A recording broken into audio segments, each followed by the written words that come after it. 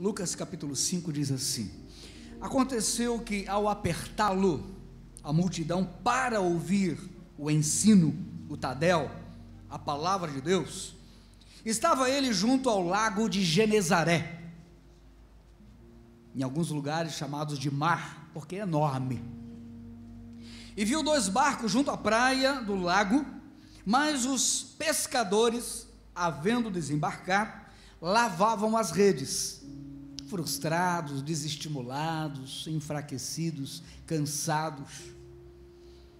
Entrando em um dos barcos, naquele momento falido, quebrado, símbolo de algo que não deu certo, mesmo assim, Jesus entrou nesta plataforma, que era o de Simão, que significa aquele que ouve, aquele que recebe, aquele que infla.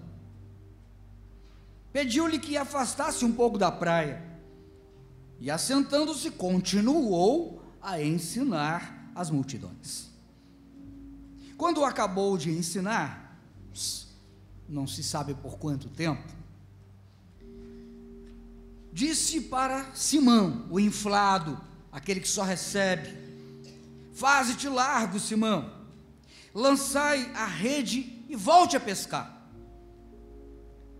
E respondeu-lhe Simão: mestre, havendo trabalhado toda a noite, e ele talvez não tenha dito, mas por vários dias, nada apanhamos, mas porém, todavia, sob tua palavra, voltaremos ao mar, e lançaremos a rede.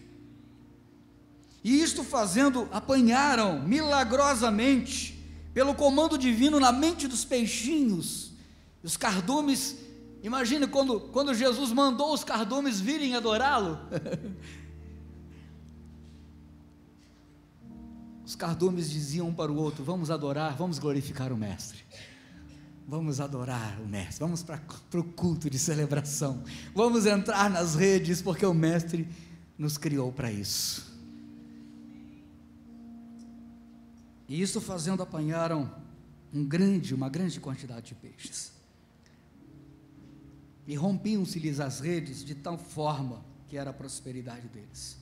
E então fizeram sinais aos companheiros, porque a prosperidade segundo Cristo gera comunhão e não solidão. Ela quebra os muros e não constrói muros. Ela simplifica, não dificulta. Ela cria pontes, não destrói pontes. A prosperidade que Cristo produz é assim. Chamaram os companheiros e diz: olha, venham, tem para todos. Tem alimento aqui na IBR? Amém. Então vamos chamar pessoas para virem, amém? Amém. Diga, tem para todos? Tem. E encheram todos que vieram os barcos, a ponto de quase irem a pique. Vendo Simão, o inflado, o egocêntrico, agora agregou-se o nome Pedro. Pedro é aquele que não aparece, é a base, é pedra que fica escondida.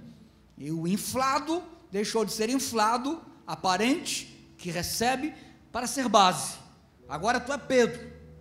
Prostrou-se aos pés de Jesus em estado de quebrantamento e santificação e disse: Senhor, nós estamos participando, vivendo um dia singular, então afasta-se de nós, a tua santidade é muito grande, muito alta, muito profunda para a nossa dessantidade. O que tu faz revela quem somos e quem tu és. Isso é muito grande para nós, é muito profundo. Afasta-se de nós, afasta-se do meu barco, nós não suportamos a tua santidade. Eu sou pecador, eu erro o alvo, eu não consigo descobrir nem as coisas que eu tenho prática todos os dias. Pescar é a minha praia, mas eu estava pescando no lugar errado, pois à vista da pesca que fizeram, a admiração apoderou-se de todos os seus companheiros, bem como de Tiago, filho de João, aliás, irmão de João, filho de Zebedeu, e eram seus sócios na indústria da pesca. E disse Jesus a Simão: não temas, a partir de agora tu serás um pescador de almas, um conquistador de mentes, de corações. e arrastando eles o barco sobre a praia, deixando tudo, o seguiram. Põe a mão assim à altura do teu coração, porque não dá para botar a mão no coração, né? O coração fica lá dentro. Põe a mão à altura do coração e faça uma oração. Quero te pedir, a meia voz, levante sua voz, fala: Senhor, eu estou na tua casa, sedento da tua palavra, levo minha mente cativa a ti.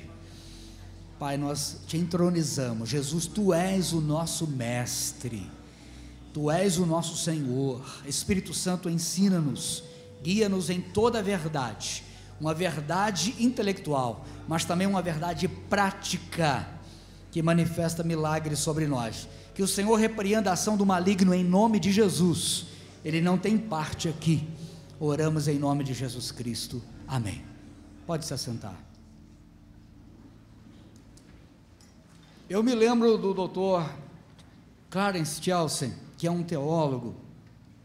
O Dr. Clarence Kelsen, ele costuma sempre dizer que a queda do homem trouxe algumas perdas para ele significativas, e por isso ele se desestruturou. E ele enumera da seguinte forma: em primeiro lugar, o homem que convivia com alguém que prometia e cumpria, agora ele foi desedenizado. Fora do Éden, ele convive com iguais, ele perdeu a sua comunhão com Deus, e agora, convivendo com iguais, ele convive com pessoas que hoje, conhecendo como os dilmistas, que prometem e não cumprem. Diga misericórdia. Kelsen diz que a segunda frustração humana é que o homem foi despaternizado, ele tornou-se órfão, e essa despaternização gerou a promiscuidade. Romanos capítulo 1 fala sobre isso, que o homem, não conseguindo enxergar Deus como Pai, ele criou os seus ídolos, e por isso a consequência é a promiscuidade sexual.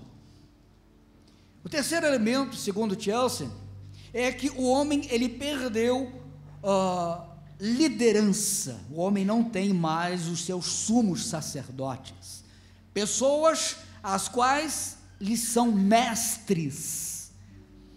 A humanidade vive a crise de mestres, de pessoas que ensinam sem abrir a boca, porque os mestres da nossa geração estão destituídos de relação íntima, pessoal, familiar equilibrada.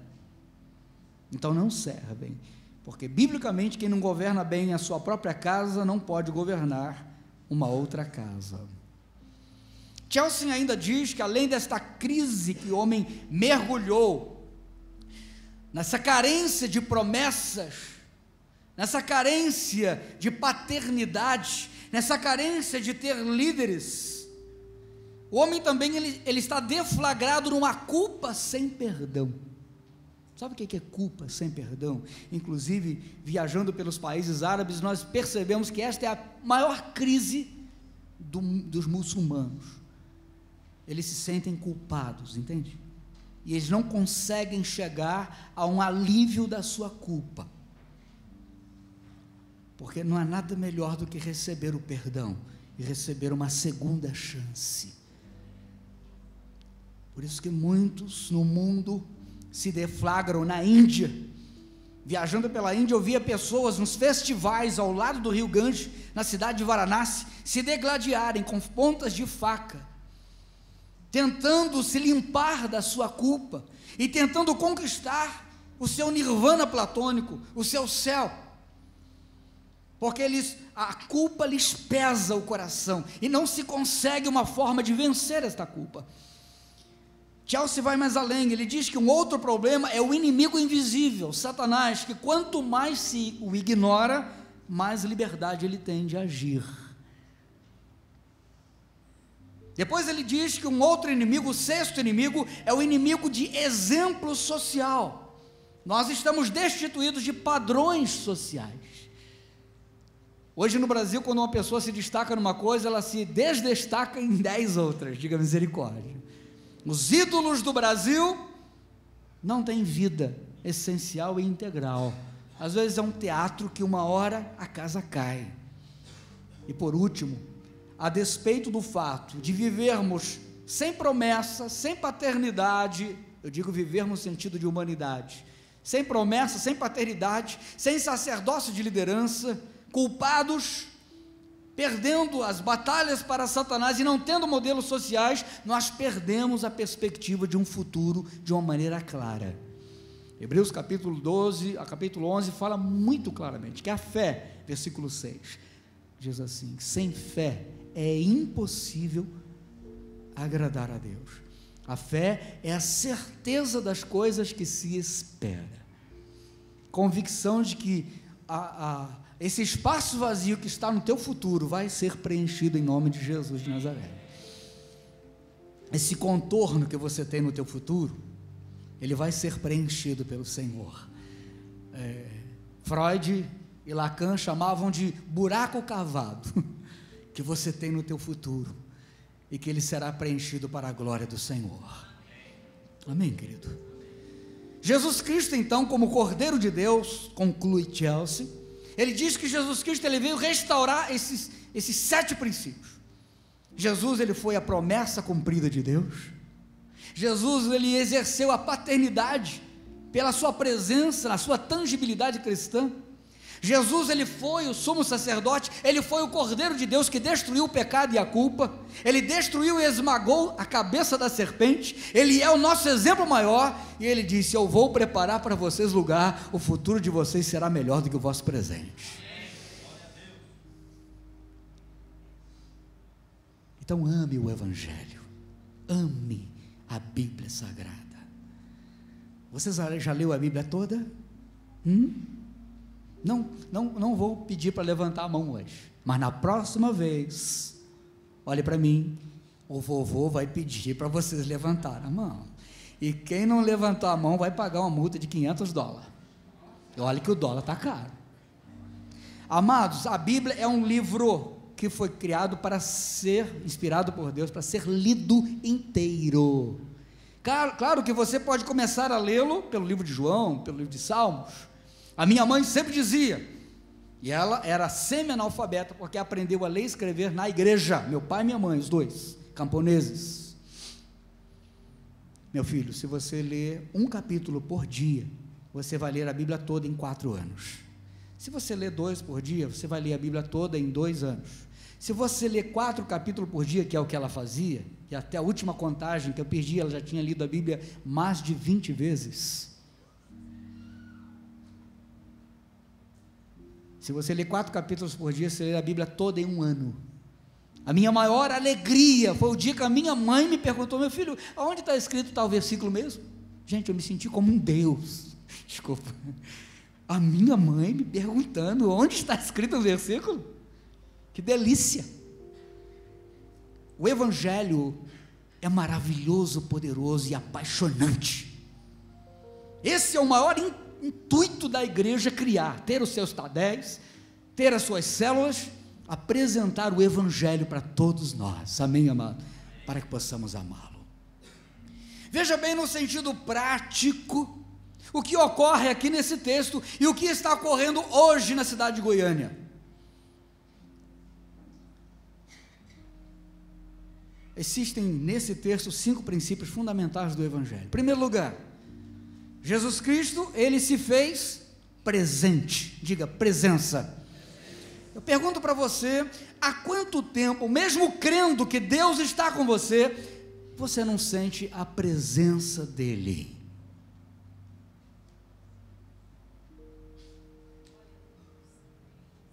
Você se lembra daquelas vigílias que você participava, hein? Daquelas vezes que você levantava às 3 da manhã para orar. Pastor, sentir a presença, tem que dar uma chorada? Aprenda a chorar. Um dia eu preguei sobre isso, ensinei a igreja a chorar, porque Jesus disse: bem-aventurado, próspero são os que sabem chorar, porque eles serão consolados. Porque alguns grupos por aí não ensinam o povo a chorar e não ensinam a perder. Os princípios fundamentais da Bíblia é choro e perda, porque aquele que quer se manter vivo, ele perde a sua vida, mas aquele que perder a sua vida, disse Jesus, por amor a mim, ele vai ganhar a vida eterna. Se a semente cair na terra, não morrer, permanece ela só, mas se caindo na terra morrer, ela vai produzir, amém? Na lógica do Senhor, a 30, a 60 e a 100 por um. Jesus estava presente à margem da Galileia, amém, amados? E a presença de Cristo é uma presença amorosa. A presença de Cristo não exclui, a presença de Cristo ela inclui. Tanto é que Cristo usou Simão, o invólucro, o recebedor, para se comunicar com ele. As mais profundas revelações da Bíblia, Jesus ele transmite para pessoas das mais simples possíveis, como a mulher samaritana. Os verdadeiros adoradores o adorarão em espírito e em verdade. Que teologia profunda! A mulher pecadora e a tantos outros. Portanto, Jesus ele estava presente. E o que eu acho mais lindo, ei, líder de célula, olha para mim. Antes de você colocar as pessoas no caminho de Cristo, você tem que aprender a caminhar o caminho das pessoas. Olhe para mim. Jesus ele curou Bartimeu no caminho de Bartimeu. Jesus ele restaurou a mulher samaritana no caminho da mulher samaritana. Jesus ressuscitou o filho da viúva de Naim no caminho do filho da viúva de Naim que ia para o cemitério. Jesus iluminou o coração dos dois discípulos que desciam de Jerusalém para o caminho para Emaús, Cleopas e o outro, descendo com ele. Jesus se deu ao descer. Jesus andou no caminho errado. Desculpa. E essa palavra tem que ser entendida dentro do contexto, né?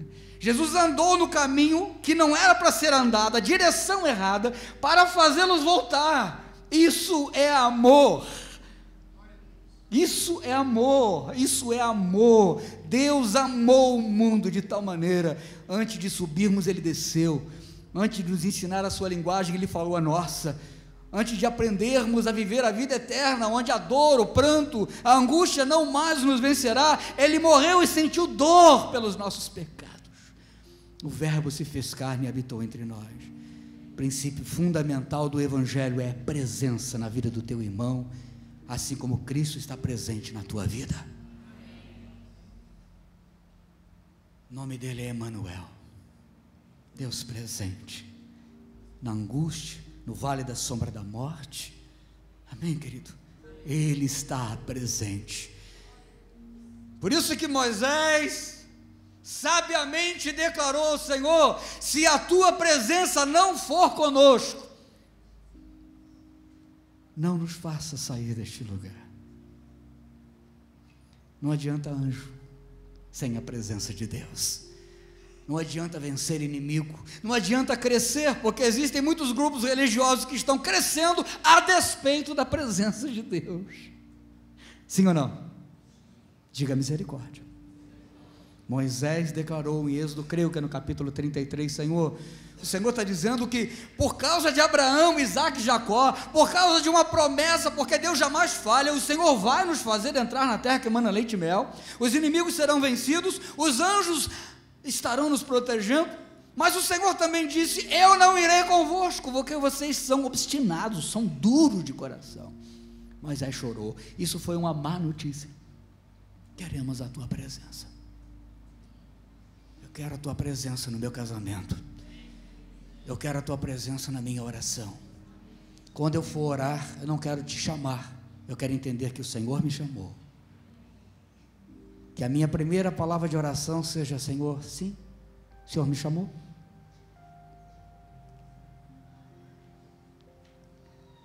Presença de Jesus no meu coração, na minha vida, na minha casa, no meu carro, andando sozinho pela rua, pela estrada, presença de Cristo, conversar com Ele, andar com Ele. Jesus está presente, isso é evangelho. Se Ele não estiver presente, não é evangelho. A solidão é a pior tristeza que existe. Por isso, já na sua ideia messiânica, o profeta Isaías diz: Ele é o pai dos órfãos e marido das viúvas. Ele desbanca a solidão, Ele acaba, Ele é o Deus inclusivo, Ele é o Deus que inclui. Ó, vermezinho de Jacó, assim o Senhor chamou carinhosamente a nação de Israel. Ah, José do Egito, você está sofrendo na cadeia, mas você está no caminho certo. no plano do Senhor está sobre a tua vida, o Senhor está contigo. Então diga presença. Mas além da presença, só a presença também não dá certo. Sempre que Cristo está presente, o segundo elemento salta naturalmente, que é ensino da palavra. Presença com Cristo tem que ter diálogo, amém, amados? Presença com Cristo tem que ter pão, tem que ter alimento consistente. Ele disse, porém, em capítulo 6 de João: eu sou o pão vivo que desceu do céu. Cristo está presente. Eu nunca vi Cristo em lugar nenhum presente sem movimento. Onde Cristo estava, tinha algum tipo de movimento comunicacional. Ele está no monte, está conversando com Deus. Ele está com Pedro, Tiago e João, está se comunicando com ele, com palavra, com linguagem, com reluzir, com luzes, com raios, trovões. Onde Cristo está, existe comunicação, existe a revelação de quem Ele é, de quem eu sou e de que o que eu estou fazendo na história. Ele é um mestre. Onde Cristo está, onde um cristão está, tem presença de Deus e ensino das verdades do Senhor. Cristo ensinava as multidões, e não era o curandeirismo que atraía as multidões. A Bíblia diz que as pessoas se apertavam para ouvir o ensino de Jesus. Diga presença, diga ensino. Agora, onde tem presença e tem ensino, querido, é natural, os milagres vão acontecer. E nós precisamos de milagre. O milagre, ele ocorre quando você já tentou tudo. Algumas pessoas dizem: Senhor, pastor, por que Deus deixa às vezes a água chegar no nariz? Já ouviu esse ditado? Querido, porque Deus está ensinando você a ser gente, Deus está desenvolvendo o teu caráter, Deus está fazendo você crescer, amém? Experimenta dar tudo na mão do teu filho, para ver que nojo que ele vai virar. Dá uma risadinha aí, por favor, era uma piada. Isso, obrigado. Não é verdade? Não fica um nojo. Dá tudo na mão. Você estraga o teu filho, diga misericórdia. Deus, Ele quer desenvolver o teu potencial. Ele é criador, você é criativo. Você agora em Cristo é a imagem e semelhança de Deus. Você crê nisso? Amém. Agora o milagre vem quando Deus percebe que você já tentou de tudo, já fez de tudo, que você já caminhou a tua parte, agora Ele diz: agora é comigo. Por isso que em alguns milagres do Antigo Testamento o Senhor diz: olha, ponha em pé no vale, vai lá e fique em pé pelo menos, porque o resto é comigo, amém, amados? Fique em pé, eu quero que você participe do milagre. Milagre é pedagógico. Se é Cristo que fez o milagre, Ele é pedagógico. Milagre tem uma história de crescimento da mente, da alma, do espírito e do corpo de Cristo, amém, amados? Cristo estava presente, por isso ensinava. Cristo estava presente, por isso que o ensino dele é pragmático, ele é prático, palavras que se transformam em vida. Afinal de contas, evangelho não é isso, desde Gênesis. É Deus pensando, é Cristo falando e o Espírito Santo executando. Não é assim? Então agora o milagre ocorre, de que forma? Deus, Ele muda o elemento natural, Ele muda o curso dos elementos naturais, transformando água em vinho, curando córneas, restaurando as células mortas de defunto em estado de decomposição. O Senhor, Ele interfere nesse fluxo racional de morte, trazendo vida. Se o Senhor está presente, é evangelho, amém? Se o Senhor está presente e há ensino, é evangelho. Se o Senhor está presente, há ensino e há milagre, é evangelho. Amém. Quantos creem em milagre? Amém. E vai acontecer hoje aqui, porque você crê. Amém. Está acontecendo na tua casa, você crê. Amém. Nós cremos em milagre, afinal de contas, Cristo ressuscitou. Amém. O apóstolo Paulo, no capítulo 15, disse: se Cristo não ressuscitou, é vã a nossa pregação. A nossa pregação se apoia no fato de 2 milagres. O nascimento virginal de Cristo, foi o Espírito Santo que concebeu Cristo no útero de Maria, amém? Sem intervenção humana. E o segundo, Cristo morreu como muitos morrem, de forma doadora. Mahatma Gandhi também doou a sua vida, Madre Teresa de Calcutá, mas ele ressuscitou. Por isso que eu vejo muitos crentes tateando, procurando o vivente dentre os mortos. Jesus exortou, os anjos exortaram. São as raras vezes que eu vejo anjo pregando, porque o anjo queria pregar, né? O anjo queria pregar. Os anjos pregaram para as mulheres: vocês estão buscando a vida no meio da morte? Ele não disse que ressuscitaria? Por isso que às vezes buscamos vida no celular novo, diga misericórdia, no shopping center, buscamos vida, né? Às vezes em situações que não tem vida, muito pelo contrário, uma dívidazinha de 12 meses, vai trazer perturbação e angústia, diga misericórdia. Não sou anticonsumista, né? Consumam, mas racionalmente, avaliando o que vocês têm, o que vocês podem ter, o que realmente pertence a vocês, amém? Diga presença, ensino, milagre. Aleluia. Agora também eu não posso parar por aqui. Vamos construir uma igreja onde tem presença, ensino e milagre. Não dá, porque presença de Cristo, ensino de Cristo e milagre de Cristo, ele se manifesta em santidade do homem. Ao perceber a presença do Messias, ao ouvir o ensino do Messias, ao perceber o milagre do Messias, ele tem poder de alterar o curso do mundo que ele criou.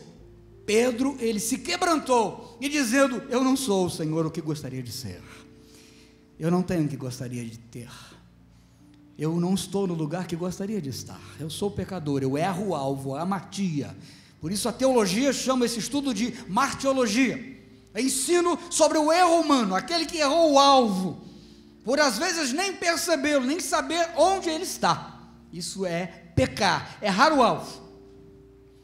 Pedro disse: eu estou errando o alvo, eu erro o alvo como marido, como pai, como pescador, então eu não me sinto bem, porque o Senhor acerta.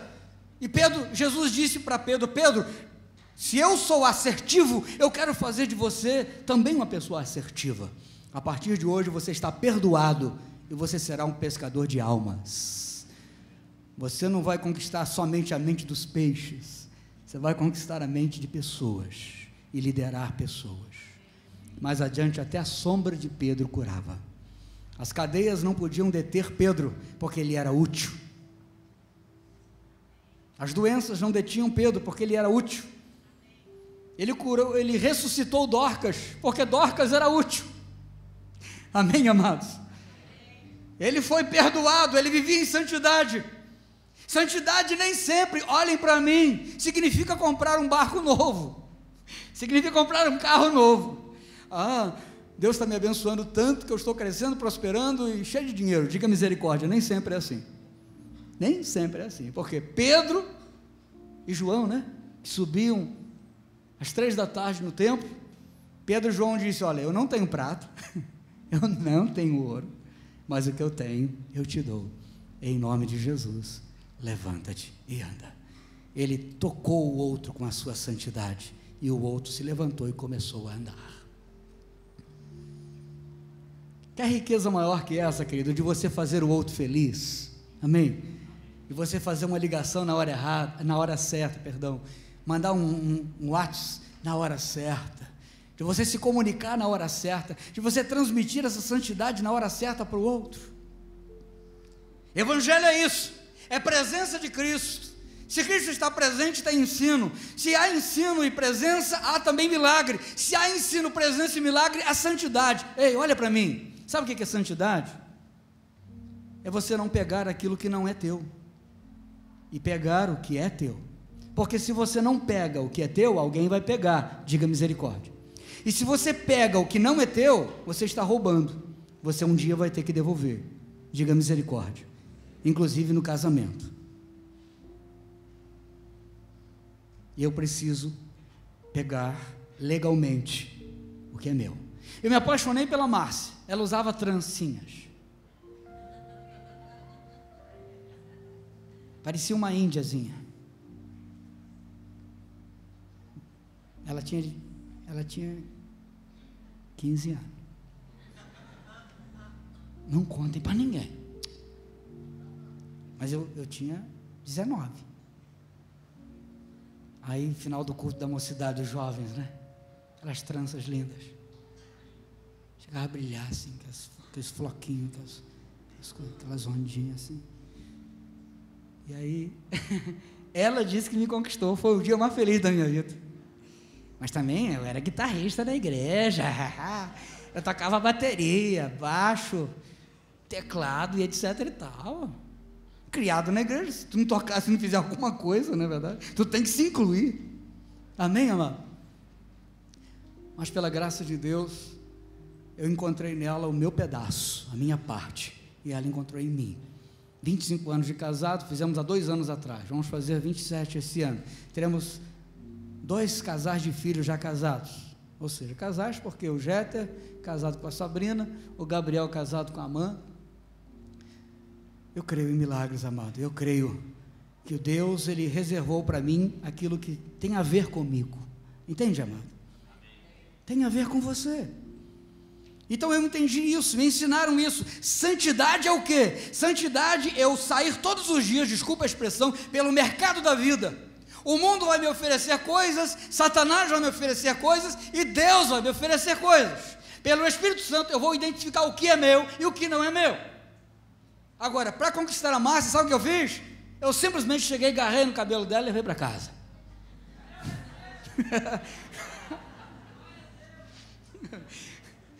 No tempo das cavernas, diga misericórdia. Vocês acham que foram assim? Pelo amor de Deus. Oxe, mulher. Amados, eu tive que conquistá-la legalmente. Eu tive que documentar o meu amor. Amém, amado? Eu poderia ter... é minha essa? Meu pai, quando bateu os olhos nela, olha que coisa linda. Pastor Roberto Damos Cardoso. Ele bateu os olhos nela e disse: meu filho, eu sonhei com essa moça, ela vai ser tua esposa. Aí eu comecei a legalizar o meu amor, legalizar a conquista, né? Linguagem, é meu, mas não está legal ainda, é meu, é minha porção, mas eu vou legalizar, amém? Isso é santidade. Levante a mão direita e diga: santidade. Porque não adianta, querido, você gastar tempo em levar para casa o que não é teu, porque você vai perder, e é melhor nunca ter tido do que ter e perder. É melhor nunca ter tido do que ter e perder. Então leve para casa apenas aquilo que realmente Deus separou para você, e leve para casa legalmente. Agora a história não termina aqui. O evangelho seria incompleto, com a presença de Deus, com a palavra de ensino, com o milagre, com a santidade. Isso tudo me parece algo muito horizontal, aliás, vertical. É Cristo se revelando a presença do Pai, é Cristo me trazendo o ensino do Pai, é Cristo me trazendo o milagre do Pai, é Cristo me trazendo a santidade do Pai. Agora o que eu faço horizontalmente com tudo isso?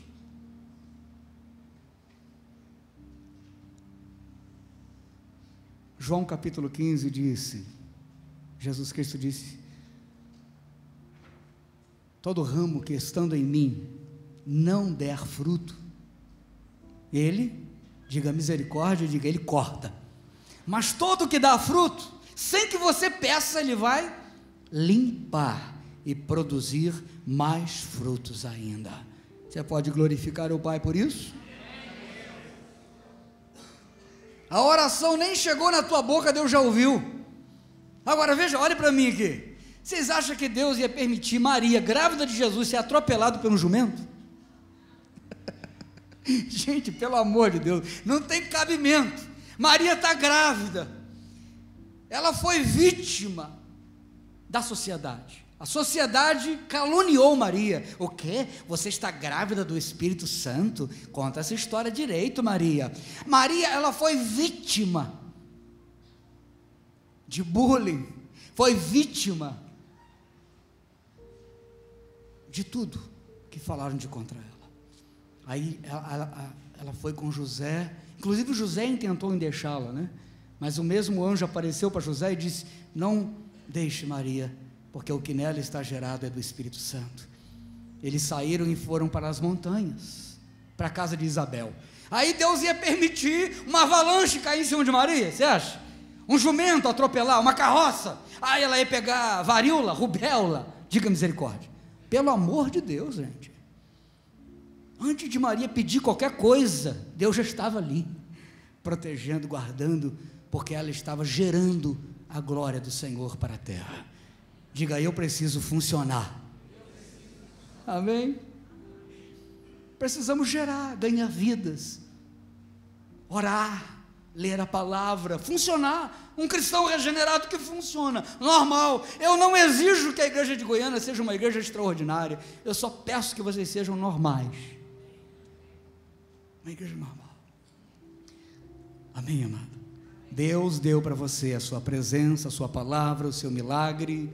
Deus deu para você a sua santidade. Deus deu para você um trabalho. Agora cabe a você e a mim, como pastores nesta geração, manifestar a presença de Cristo, manifestar o ensino de Cristo, sermos agentes do milagre do Senhor, sermos elementos inspiradores de santidade e sermos distribuidores de trabalho na casa do Senhor. Estamos aqui para trabalhar e mudar esta geração para a glória de Deus. Eu quero orar com vocês neste momento, mas antes, contar aquela historinha. Eu estava aqui em Goiânia planejando a minha viagem para Israel e Índia. Eu ia pela Air France. Lembra daquela? Pela Air France. Já estava com a passagem praticamente comprada.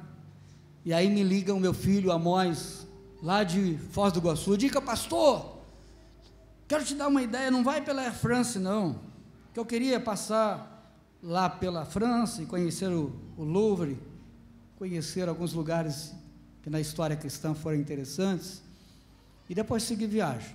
Ele disse, não, vai direto para Israel, está iniciando um voo, esse mês, pela El Al Israel, que vai direto de São Paulo para Tel Aviv, o aeroporto que é Orion. E ele disse sim, mas eu preciso ir nesse domingo tal, eu não posso ir em outra data, vê lá se tem vaga. E ele encontrou uma vaga e comprou as 2 passagens, minha e do pastor que viajou comigo, o Berrenque. Amados, o voo saiu do Rio, o da Air France, meia hora antes do nosso, de São Paulo. O voo da Air France passou no mesmo lugar e caiu. Nós passamos pelo mesmo lugar 30 minutos depois, e o Senhor nos conservou em vida, pela misericórdia dele. Amados, foram 2 livramentos que marcaram a minha vida. Primeiro, por que Deus não permitiu que eu estivesse naquele avião? Por quê? Segundo lugar, por que eu passei pelo mesmo lugar e o nosso avião não caiu? Enfrentamos as mesmas turbulências, enfrentamos as mesmas dificuldades e não caiu.